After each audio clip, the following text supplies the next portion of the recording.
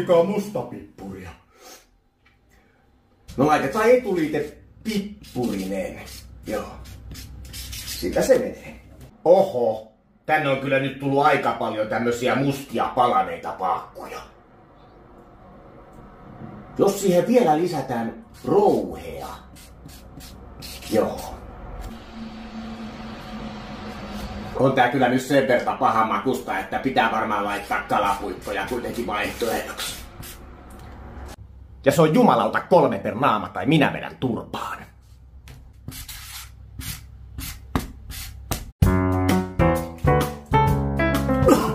Hyi!